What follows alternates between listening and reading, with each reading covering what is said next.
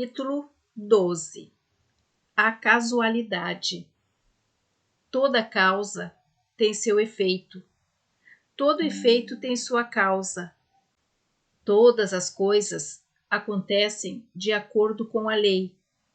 O acaso é simplesmente o nome dado a uma lei não reconhecida. Existem muitos planos de causalidade, mas nada escapa à lei. O sexto grande princípio hermético, o princípio de causa e efeito, implica a verdade de que a lei permeia o universo, que nada acontece por acaso, que acaso é simplesmente uma palavra para indicar uma causa existente, porém não reconhecida ou percebida, que os fenômenos são contínuos, sem interrupção ou exceção. O princípio de causa e efeito subjaz todo pensamento científico, antigo e moderno, e foi enunciado pelos instrutores herméticos em tempos remotos, embora tenham surgido muitas e variadas disputas entre as diversas escolas de pensamento. Essas polêmicas giravam, sobretudo, em torno dos detalhes das operações do princípio, e ainda mais frequentemente tratavam do significado de determinadas palavras.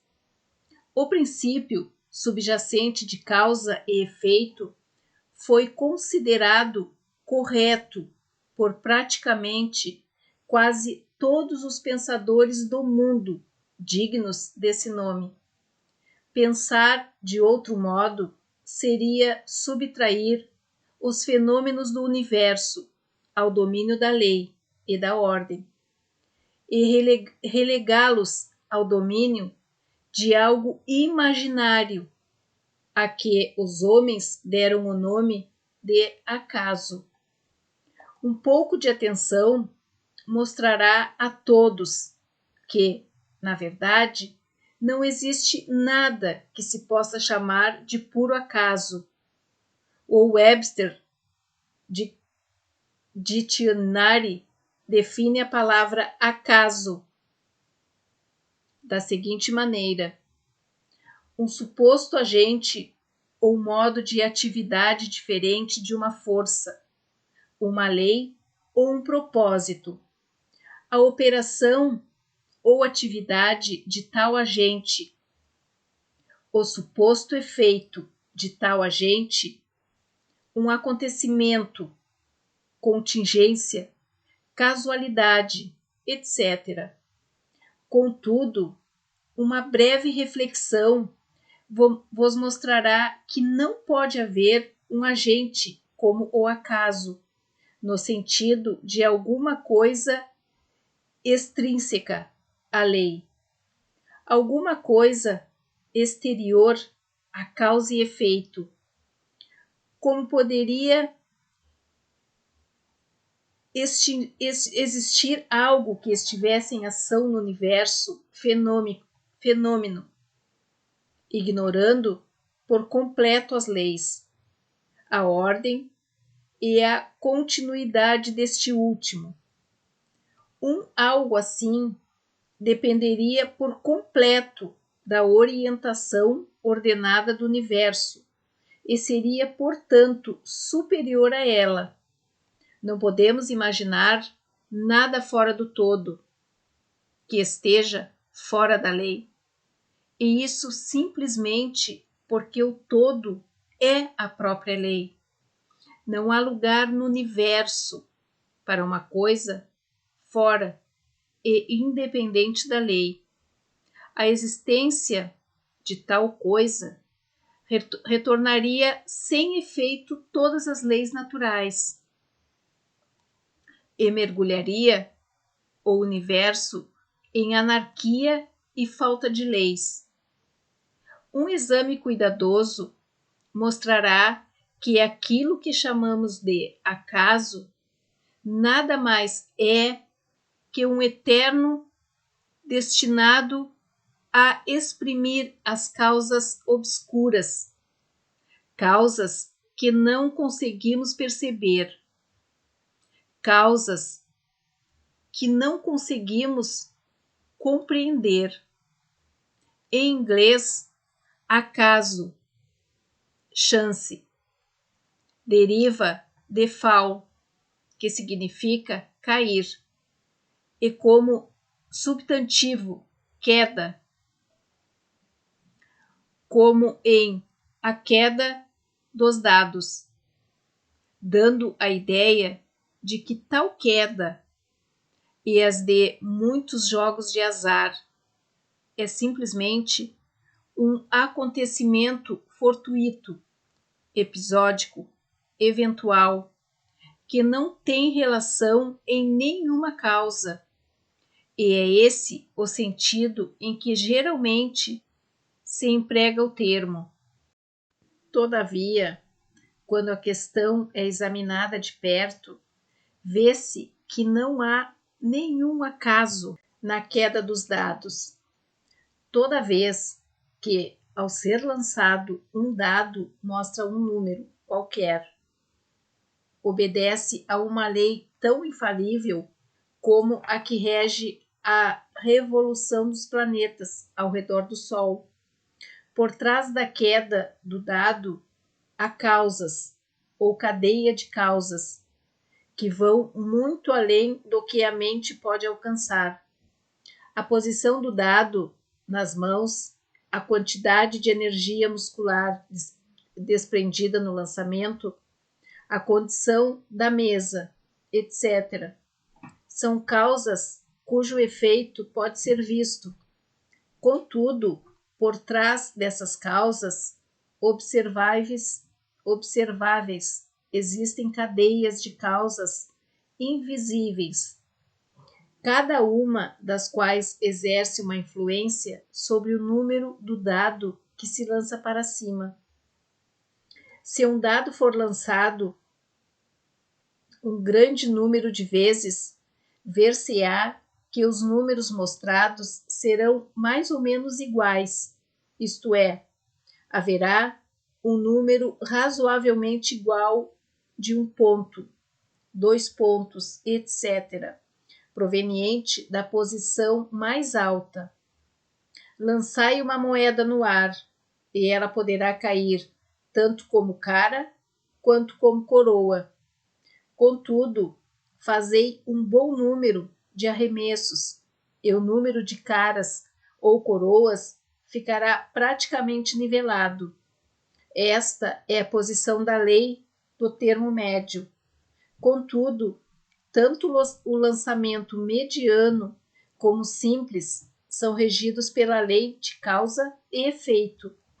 E se conseguíssemos examinar as causas precedentes, veríamos claramente a impossibilidade de o dado cair de maneira diferente do que o fez, nas mesmas circunstâncias e ao mesmo tempo. Dadas as mesmas causas, os mesmos resultados serão obtidos. Sempre há uma causa e um porquê para todos os acontecimentos. Nada acontece sem uma causa, ou melhor dizendo, sem uma cadeia de causas. Alguma confusão surgiu na mente de pessoas que consideraram esse princípio, porque não conseguiram explicar como uma coisa poderia ser a causa de outra coisa, isto é, ser a criadora da segunda coisa. Na verdade, nenhuma coisa pode causar ou criar outra coisa. Causa e efeito lidam apenas com acontecimentos. Um acontecimento é aquilo que advém, chega ou acontece como resultado ou consequência de algum acontecimento precedente.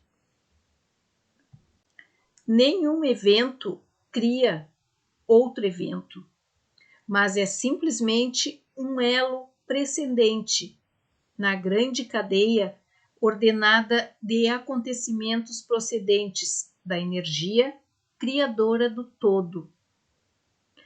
Há uma continuidade entre todos os acontecimentos precedentes, consequentes e subsequentes. Há uma relação entre tudo o que veio antes e tudo o que vem agora. Uma pedra é deslocada de um lugar montanhoso e quebra o teto de uma cabana lá embaixo, no vale. À primeira vista, consideramos isto como um acontecimento aleatório. Porém, quando aprofundamos nosso exame da questão, encontramos uma grande cadeia de causas por trás deste acontecimento. Em primeiro lugar, houve a chuva, que amoleceu a terra que sustentava a pedra e que a deixou cair.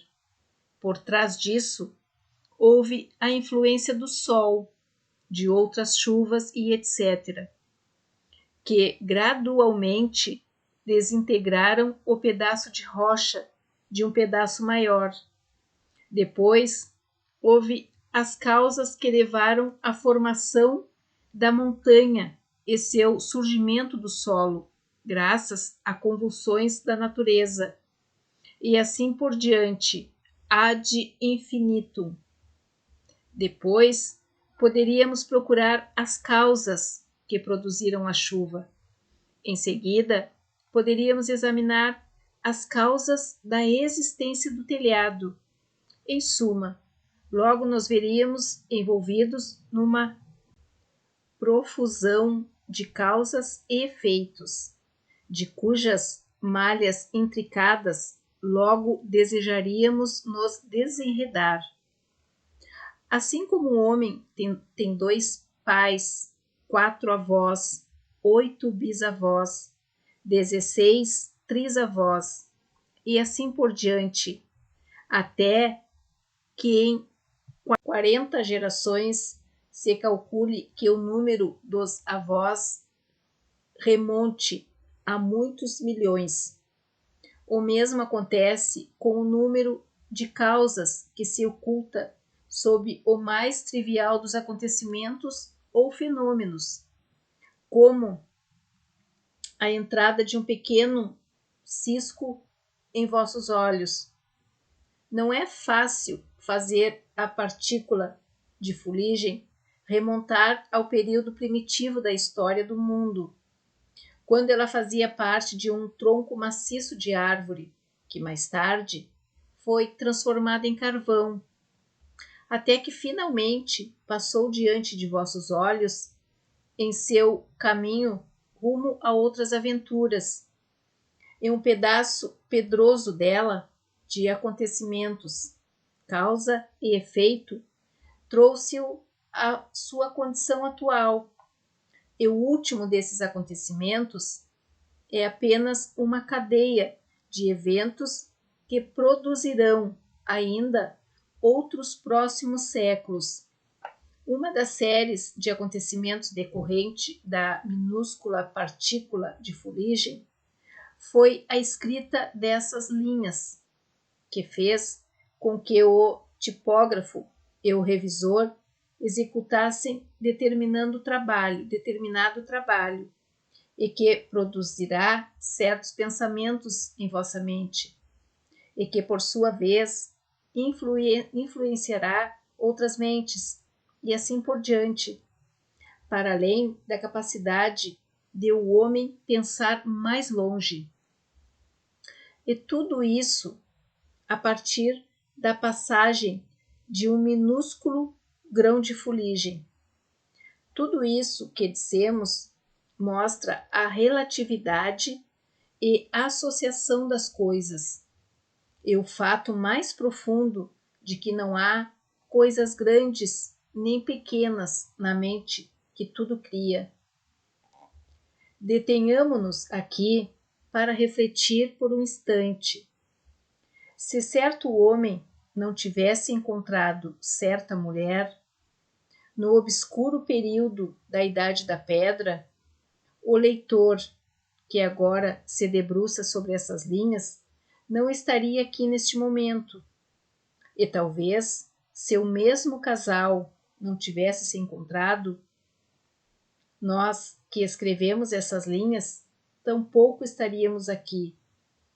E o ato mesmo de escrever, de nossa parte, e o ato de ler, da parte do leitor, poderá não só afetar vossas vidas respectivas, mas também poderá exercer uma influência direta ou indireta sobre muitas outras pessoas que agora vivem e que viverão nos tempos vindouros.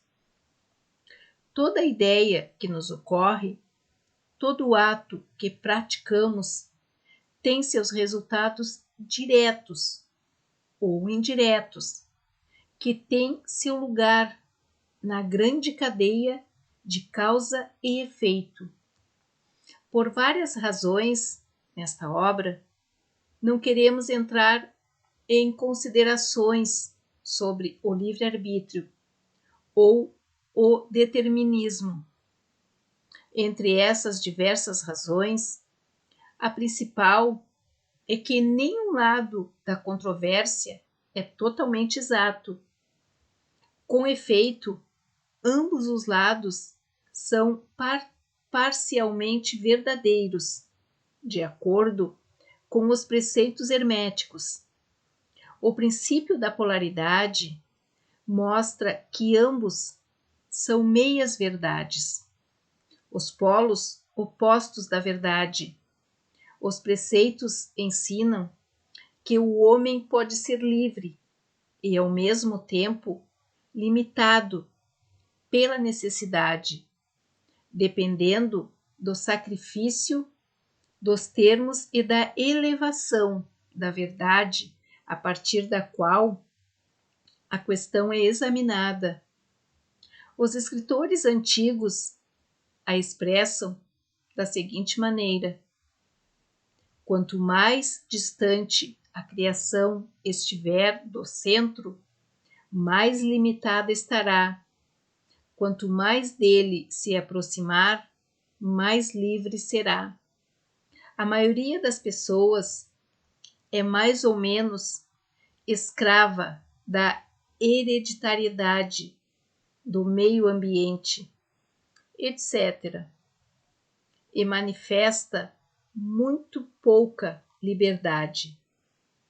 São guiadas pelas opiniões, costumes e ideias do mundo exterior, e também por suas emoções, sensações e condições, etc. Não manifestam nenhum domínio digno desse nome. Repudiam essa afirmação com desprezo, dizendo: ora, claro que sou livre para agir e proceder como bem me apraz. Só faço o que quero fazer. Mas não conseguem explicar direito de onde provém o que quero e o como bem me apraz. O que as faz querer fazer uma coisa, de preferência a outra, porque lhes apraz fazer isso e não aquilo. Não há um porquê associado ao seu prazer e querer. O mestre pode transformar esses prazeres e quereres em outros, na extremidade oposta do polo mental. Ele é capaz de querer por querer, em vez de querer porque qualquer algum sentimento, estado de espírito, emoção ou sugestão ambiental provoca nele uma tendência ou um desejo de fazer alguma coisa de algum jeito e não de outro.